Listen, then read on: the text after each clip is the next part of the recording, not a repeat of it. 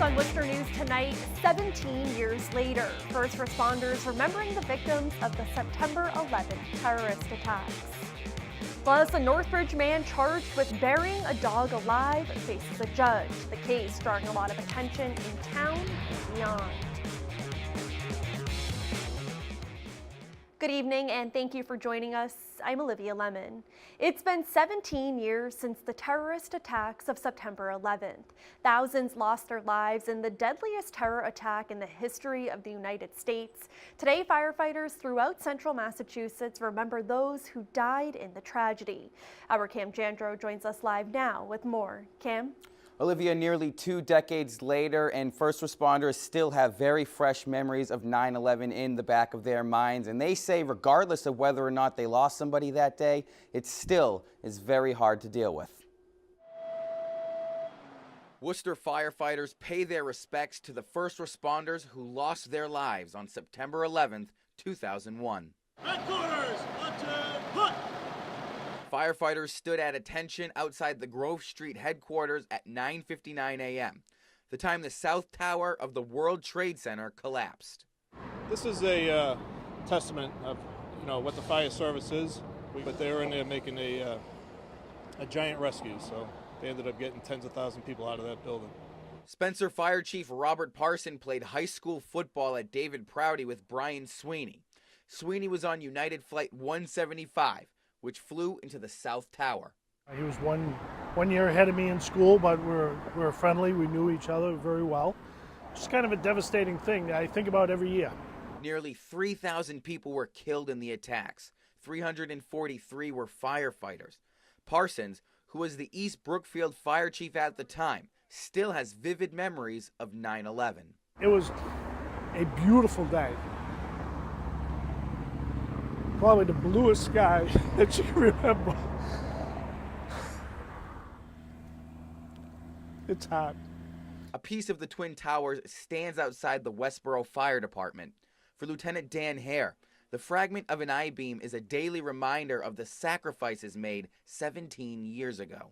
It kind of keeps us tied in all year round to that tragedy, and of course it hit the fire service big that day, and we always remember the civilians that were hurt. Fire stations across central Massachusetts flew flags at half-staff, a visible symbol to remember the tragic events of September 11th. You know, we keep them in our thoughts every day. This is one of the largest attacks on our country ever, that people do remember it forever and ever. Now, Parsons says one of the toughest things he's had to deal with is the fact that the planes that left from Boston flew right over Spencer. He says he wants the younger generations to understand what actually happened that day, and they never forget it. Olivia? Cam, thank you for that. Today, extra police officers were stationed at David Prouty High School. Police say they were notified of a rumor about a student making a threat against the school. Spencer police say it was determined no threat was made toward the school, but they take these types of incidents very seriously. As a precaution, officers were at the school throughout the day Tuesday. A Northbridge man charged with burying a dog alive is free on bail Tuesday after his arraignment in Uxbridge District Court. Some are upset he was released on bail. Northbridge police say they are receiving messages about the amount, but want to make sure it's clear they do not determine how much bail is. Our Chandler Walsh joins us live now to explain. Chandler? Olivia, it's a disturbing case that's been having backlash on social media. Some pet owners in town say they're still horrified someone could do this. Richard Picard appears in court Tuesday, charged with animal cruelty. Police say the 24-year-old Northbridge man buried a dog alive. Mr. Picard was taking care of a dog that belonged to his ex-girlfriend's family. At some point he told her he no longer wanted the dog. Prosecutors say Picard told people the 17-year-old Shih Tzu Chico had died and he buried the dog in his backyard. They heard the dog whimpering in the ground. They dug the dog up, brought it to Sutton Animal Hospital. Closed, they brought it to Tufts Veterinary Hospital. Chico was in poor condition and had to be put down. Following his arraignment, Picard was released on $1,000 bail. On Facebook, Northbridge police write they've been receiving colorful messages and phone calls about the case. The department says they are not responsible for setting bail. On Monday, Police Chief Walter Warchel said he's never seen an animal cruelty case like this one. It's a felony. It carries a 7-year state prison sentence if convicted. So it's a pretty serious crime. Shelley Bernard and Dave Nozzolillo say they love animals and are still shocked by what happened in town. I don't know why anyone would own a pet if they're going to be that mean to it. It just doesn't make any sense, but you hear about it all the time. Bring it to a shelter, do something more humane, but to cause that kind of horrific violence is just, I can't understand it. I really can't. The judge has also ordered Picard not have any animals in his home and he undergo a mental evaluation. Picard will be back in court late October. Chandler Walsh, Worcester News Tonight. Right now, federal and local officials are ramping up preparations for Hurricane Florence. More than 1 million people are being forced to evacuate ahead of the massive storm. States of emergency have been declared in 4 states and Washington, D.C. Shelters are starting to open their doors today.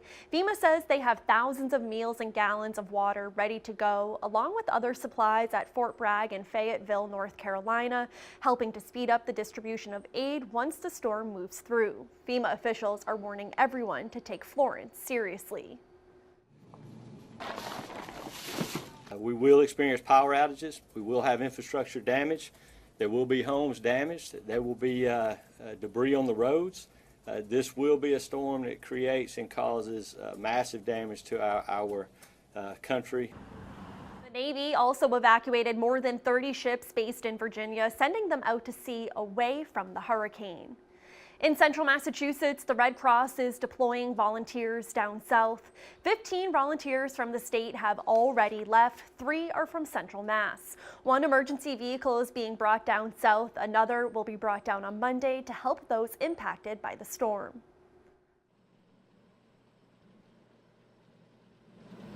They're starting off in Durham. Once the storm hits, they'll probably reposition them into whatever areas need them the most. So they'll have to see. And plus, we also have to look at safety issues. We don't want to put a volunteer at risk. So we want to make sure that wherever they go, they'll be safe as well. The Red Cross is reminding everyone September is also National Preparedness Month and a good time to have family disaster plans and emergency kits on hand in case of severe weather. We are also now hearing from people arriving in Boston from the southeast who are getting out of the path of Hurricane Florence. Malcolm Johnson reports from Logan Airport. As Hurricane Florence barrels toward the Carolinas, people are packing up, some of them heading north to New England. We left everything, so we don't know what's going to happen. And they're getting in line to get out. It's scary. I'm not excited to see what happens. For many living along the coast, evacuations are underway. When we left, there were no evacuation orders, but now that we saw last night that there are evacuation orders. And in some cases, like for these UNC Wilmington students, evacuations aren't optional. They issued a mandatory evacuation yesterday, starting today at noon. The school, only 5 miles from the coast, prompting these classmates from New England to come back home. Everyone has to leave campus, we're not allowed to stay there at all. And everyone that I know from work and everywhere is just leaving because it's just so dangerous to be there. A dangerous storm with an uncertain path that remains unpredictable. Nevertheless, most are preparing their homes for the worst. Tie it down, button it down, lock it down, and hope it doesn't blow it away. And if it does, hope the insurance covers it, which it won't. That's life.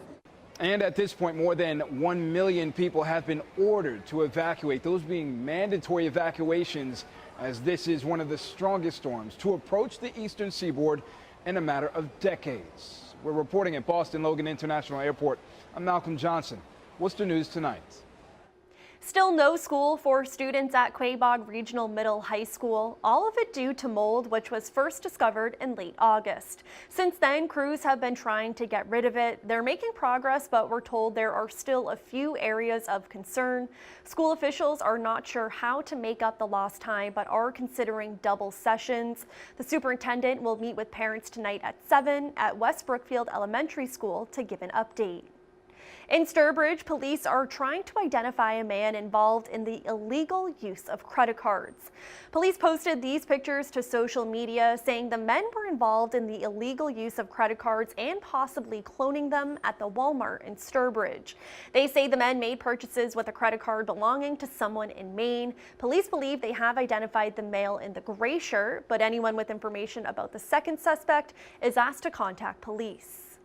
The long-vacant Lincoln Square Boys Club in Worcester is set to be sold to a Boston developer.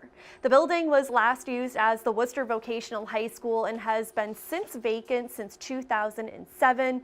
City Manager Edward Augustus says developer Wind Development will remodel the building and lease it to Summit Academy. The school is a therapeutic alternative for students with high-functioning autism and other disabilities. It's going to go from like elementary level up to college. There's going to be a component where some of the area colleges will be able to contract with Summit. You may be a student at Worcester State or Mass College of Pharmacy, but you need certain kind of supports, and it's cheaper for them to contract out with Summit than have it in-house within each of the colleges.